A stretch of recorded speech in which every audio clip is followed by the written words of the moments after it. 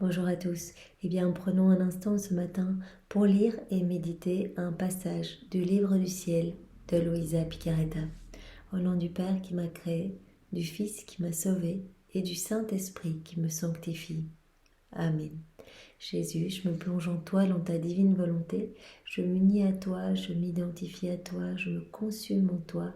Je fusionne ma volonté dans la tienne et je te demande, Jésus, eh bien, de travailler mon âme.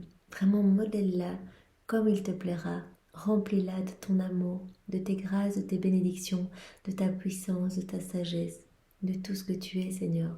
Viens t'y établir avec le Père, le Saint-Esprit, ton royaume, ton trône, tes attributs divins, tes actes divins, et agis à partir de mon humanité que je te donne en gage de mon amour pour toi, au nom de tous.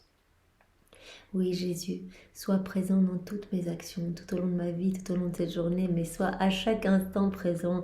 Voilà, mets tes mains dans mes mains, place tes pieds dans mes pieds, sois présent dans chacun de mes pas, divinis chacun de mes pas.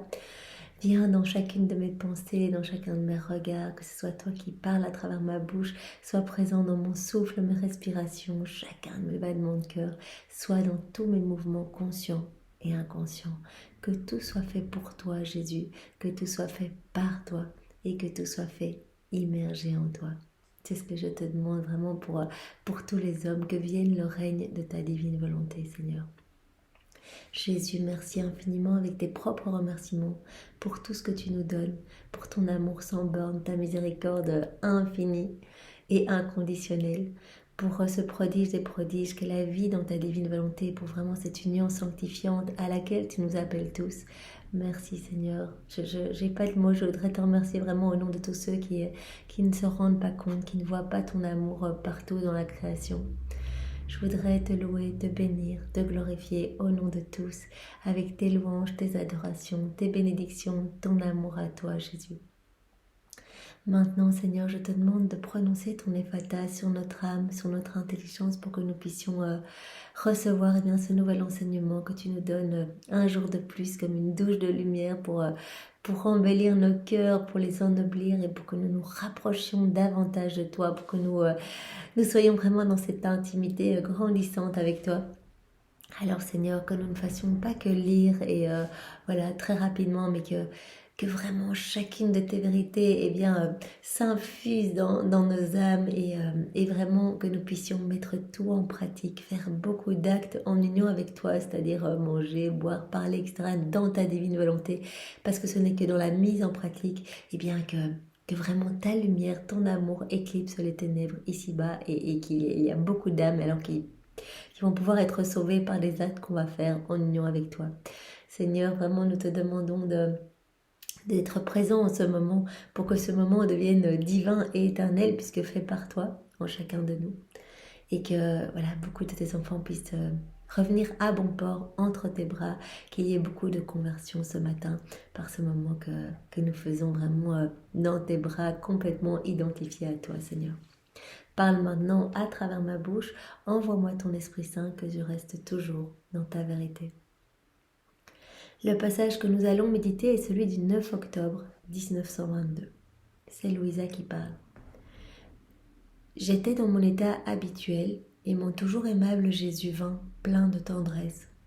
Me pressant fermement sur lui, il m'embrassa et me répéta « Fille de ma volonté, comme je t'aime ».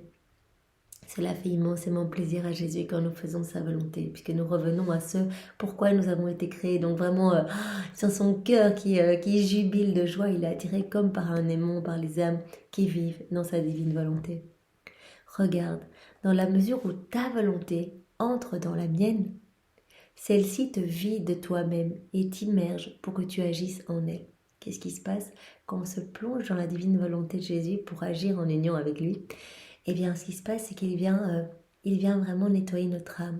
Puisqu'il va devoir s'établir dans notre cœur, il ne va pas s'établir dans un cœur rempli de péchés, de noirceur, de vices, d'iniquité. Donc il va nous nettoyer, il va gommer tout ce qu'il y a d'humain, nos imperfections. Il va vraiment nous vider de nous-mêmes pour prendre toute la place. Parce qu'il ne peut pas agir dans un cœur qui est rempli de misère, qui est rempli de ténèbres, de noirceur. Il ne peut pas, il le dit, quand vous agissez dans vos volontés propres, eh bien vous remplissez votre cœur de choses du monde et en fait il n'y a plus de place pour moi. Je suis asphyxiée, je suis écrasée par toutes ces choses noires et je ne peux pas agir. Et quand vous me donnez l'autorisation pour agir dans vos vies, quand vous dites Jésus, je veux vivre dans ta divine volonté, Jésus, je m'unis à toi, je te laisse le champ libre sur ma vie, les commandes sur mon existence, c'est toi qui vas agir à partir de mon corps, etc. Quand on lui donne ce feu vert, eh bien il commence à débroussailler notre âme de tout ce qu'il y a de laid, pour être plus libre, pour avoir plus de place, pour étendre sa lumière, pour vraiment que sa divine volonté soit opérante et agissante en nous. Et à chaque fois qu'on le demande, eh bien, vraiment la vie divine croît en nous. Donc c'est magnifique. Et il dit, regarde Louisa, chaque fois que tu te plonges dans ma divine volonté te vide de toi-même.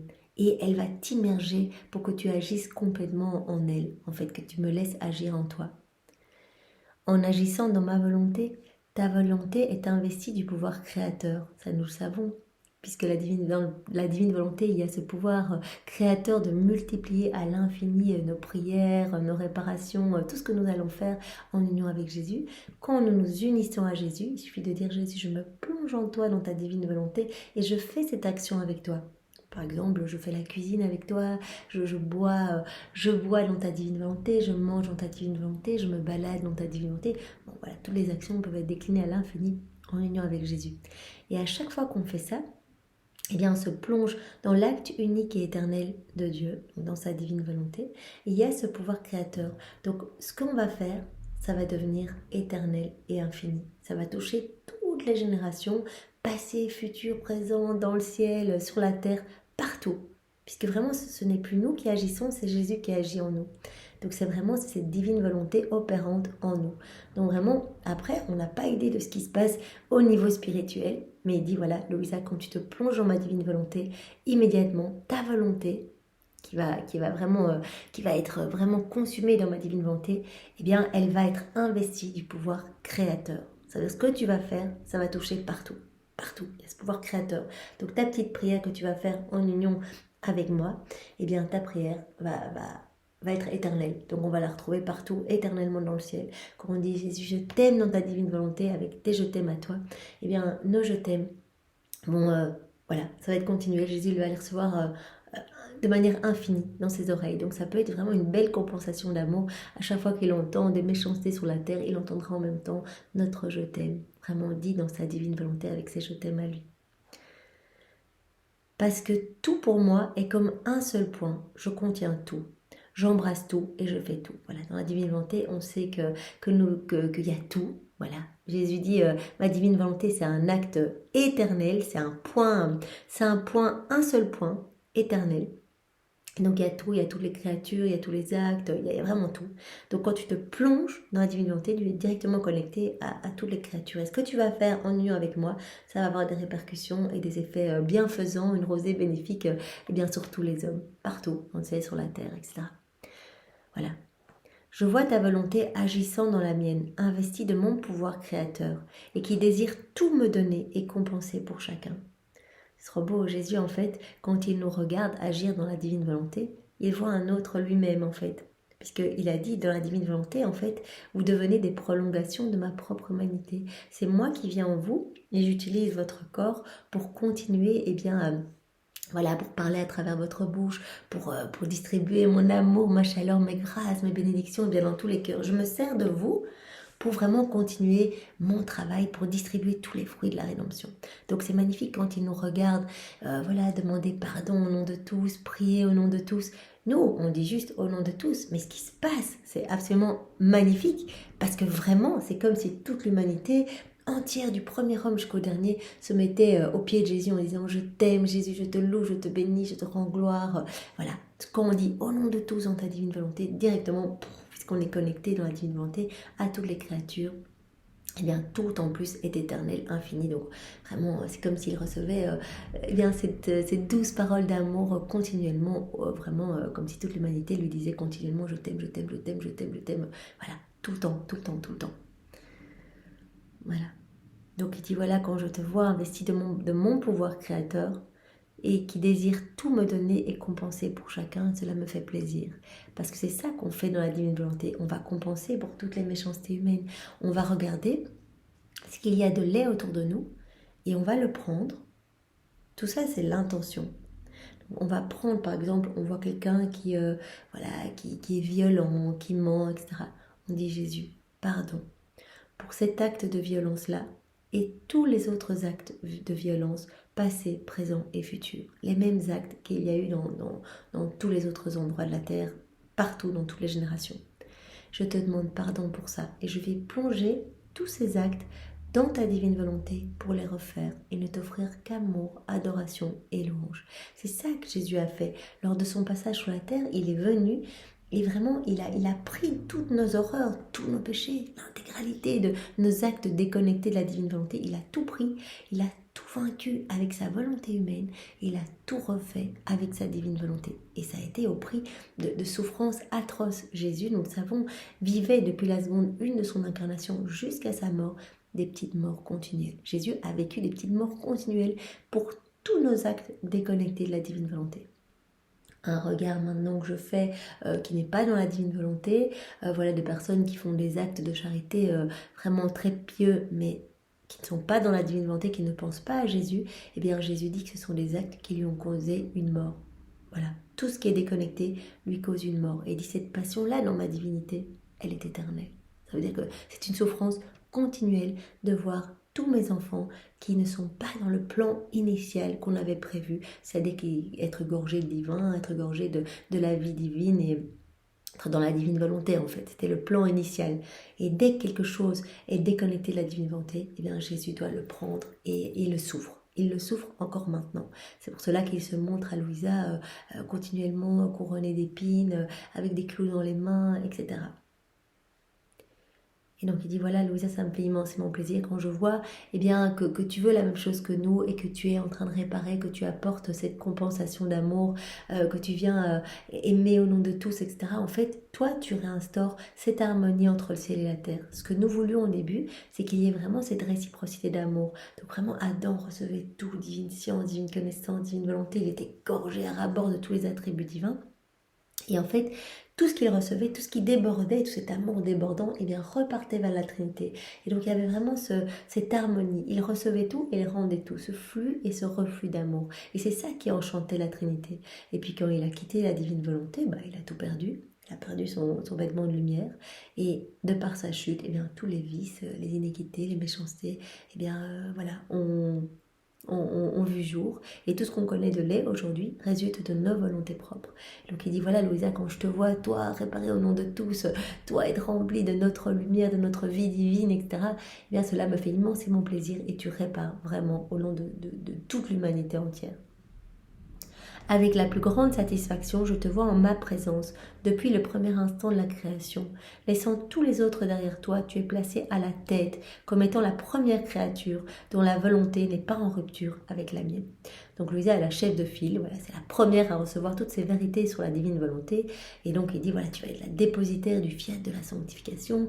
Et donc ça me fait immensément plaisir, parce que vraiment tu réponds au plan de Dieu en fait, à ce que nous avons toujours attendu, notre volonté divine, eh bien, à errer des siècles à la recherche d'une âme, en attendant le moment opportun pour vraiment que ces vérités soient dévoilées et que les hommes puissent accueillir notre divine volonté, qu'elle puisse être agissante eh bien, à travers l'humanité d'hommes qui vont s'abandonner entre nos mains.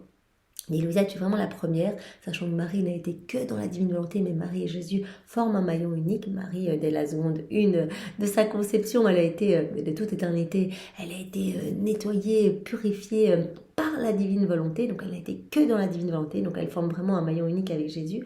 Et puis avant, bien sûr, il y avait Adam, mais puisqu'il a chuté, eh bien Louisa est la première eh bien, à vivre dans la divine volonté et à réparer en fait cette chute. Voilà, Jésus est venu bien sûr pour réparer, reconnecter toutes nos volontés, toutes nos volontés humaines à la divine volonté, reconnecter tous nos pas, nos paroles, nos regards, etc.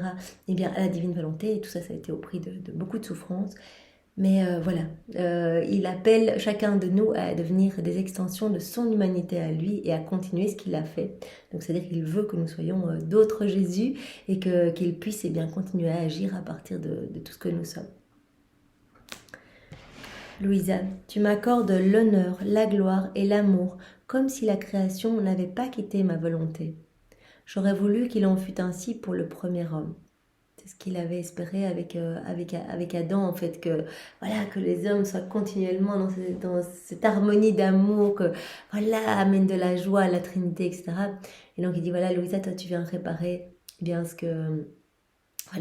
qu'Adam n'a pas pu faire. Quel plaisir, quelle satisfaction j'éprouve. Tu ne peux comprendre cela. L'ordre de la création me revient restauré. Puisque toutes les âmes qui vont vivre dans la divine volonté, eh bien ça restaure vraiment. Ça restaure vraiment la création. C'est vraiment le fiat de la sanctification, c'est-à-dire cette vie dans la divine volonté est l'aboutissement, le parachèvement du fiat de la création et de la rédemption. Donc c'est une satisfaction pour Jésus, parce que l'ordre de la création est vraiment renouvelé, restauré. Les harmonies et les joies me viennent sans interruption. Je vois ta volonté humaine agissant par la mienne, dans la lumière du soleil, dans les vagues de la mer, dans le scintillement des étoiles, en tout.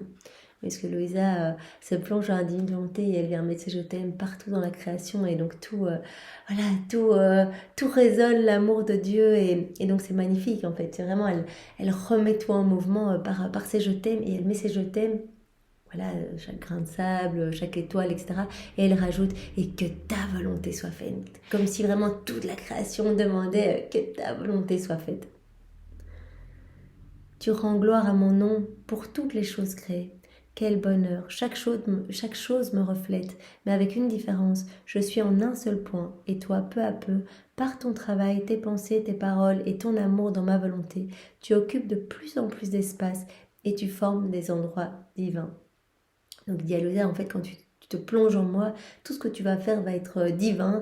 Et en fait, voilà, tu vas partout en penser dans la création. Parce que Louisa, elle est dans son lit, elle est paralysée, elle voit personne.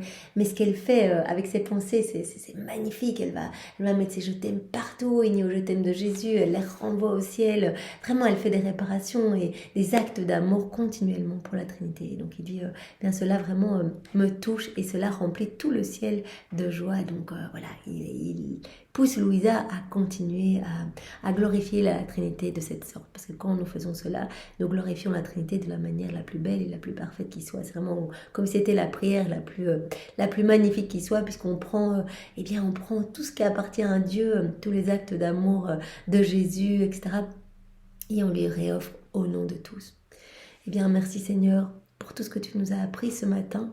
Sois loué, béni et glorifié. Et dans ta divine volonté, donne-nous vraiment cette grâce de pouvoir tout abandonner, de pouvoir te faire confiance et mourir vraiment à nous-mêmes, à notre ego, à notre volonté propre pour te laisser plus de place, Seigneur. Sois loué, béni et glorifié au nom du Père et du Fils et du Saint-Esprit. Amen. Bonne journée à tous. Au revoir.